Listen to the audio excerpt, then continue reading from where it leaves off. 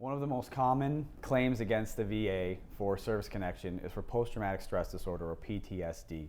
In order to be eligible for PTSD or grant of service connection for PTSD, the veteran must have a current diagnosis of post-traumatic stress.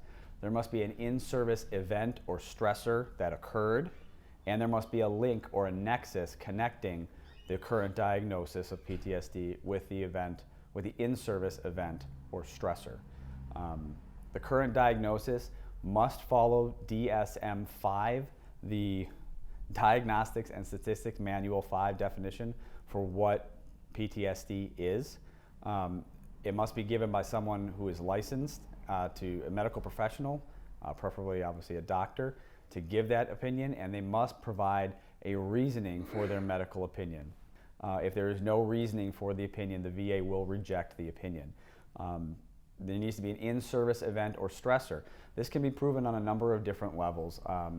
It's easiest for those that are able to prove or show that they were in combat. The VA will concede the in-service event or stressor if a veteran is able to show or prove that they experienced combat. This reduces the burden of proof on the veteran. They don't have to prove a specific event. The VA also concedes combat with certain medals and badges that are awarded to veterans. The veteran may also prove it through statements and other methods in their personnel file. This also holds true for those who experience military sexual trauma.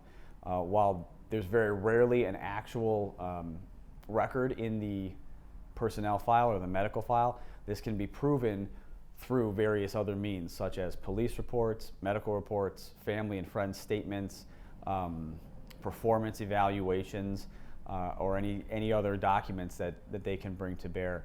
So again, a lesser burden of proof for both combat and military sexual trauma victims. The VA does have a duty to assist veterans in collecting all of this evidence, especially if the evidence is a federal record.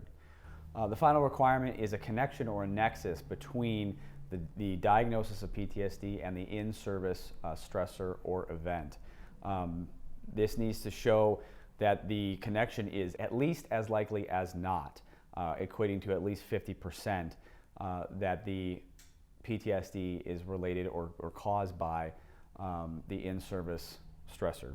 And as stated prior to, it needs to be made by a medical professional, and the reasoning must be provided, otherwise the VA will reject the nexus letter.